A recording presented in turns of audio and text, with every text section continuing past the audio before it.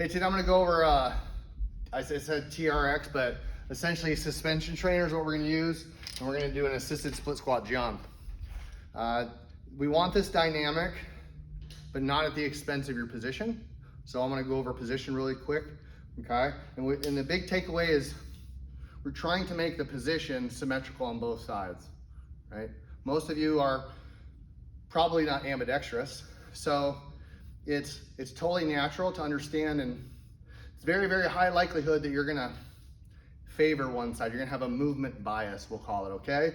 So the takeaway, what I want you guys to kind of think before we grab on the suspension trainer, I kind of want you to think, imagine you're gonna punch something and your footwork is gonna naturally spread out. Or if I was like hitting, okay? When I take that nice stride, the foot position is this really good split, okay? The Olympic side, we might get a little bit further, okay? But there's that real athletic sort of split position. A lot of people can kind of find that like if they're gonna punch. So I'm gonna take that split position my body wants to settle in, and basically, I'll go to the side here. I'm not totally vertical. I'm not bent over so my chest is approaching parallel to the floor.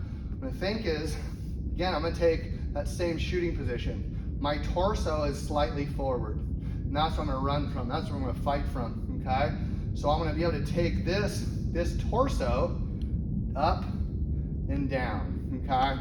Notice my feet aren't on a balance beam, okay? I wanna go up and down without pitching my chest either too vertical, right, or too horizontal like I mentioned, okay? So I wanna take this position, okay? I'm gonna be able to go the other side and do the same thing. I'm right-handed. When I put my left foot back, which is my weak side, I tend to wanna drop this knee and kind of genuflect like I'm at church, okay? So that's really what I wanna do, is make sure I'm able to do it before I really speed it up, all right? So the exercise itself is an assisted, basically a split squat jump, and you're gonna use a suspension trainer. It could be as low sophistication as just a rope hanging from something overhead, okay? Just make sure you got a good handle on the situation here, right? So what I'm gonna do is I'm gonna find that good accurate position that I can split from, okay? And I'm gonna cycle my feet, okay? You see my hands, I'm not letting myself go into a shrug. I'll do some real examples at full speed and slow speed, but I don't wanna be helping, okay? You see my hands stay down, my palms. I'm pushing, but I'm not pushing so much that it changes my body position. I wanna maintain this position. I gotta let my hands help me do it, right? That's the idea, is I'm getting a much more of an accelerated movement because my arms are just assisting enough, not too much, okay? So I'll do some rhythmic ones. The idea is step number one, outside of getting in the right position, nice and slow, okay? I'm gonna go into a rhythm. That's the first thing, is find a rhythm.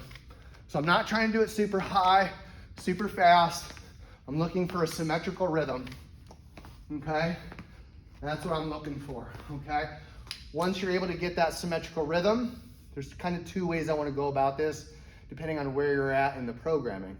The first step is, let's go take that rhythm and take it into a little bit more of a dynamic rhythm.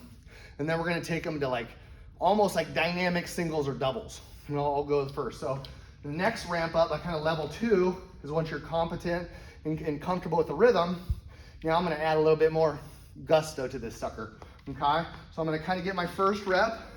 Yeah, okay, got it. Now I'm looking there. Direction change, quick, quick, quick, okay? So it's a little more powerful dynamic rhythm. And then the last one is, we might just do, we're gonna say maximal effort jumps. And with maximal effort, we might initially see a little bit less accuracy and wavering in the feet. So you might do these in I call them clusters. So as you get good at it, your clusters just turn into a really dynamic rhythm, okay? So here is something I'm gonna kind of can it a little bit because we see this. I'm gonna give it max effort and then kind of reset every maybe 4, okay?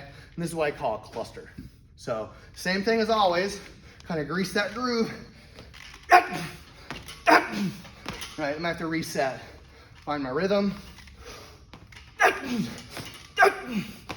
reset, okay? You can run those in a rhythmic pattern as long as your accuracy is persistent, okay? Accuracy, not just in body position, but accuracy in, you might be saying, I'm gonna keep my amplitude or keep my rhythm. So set a simple goal within it based on your goals, give it a shot. I think you'll really enjoy this.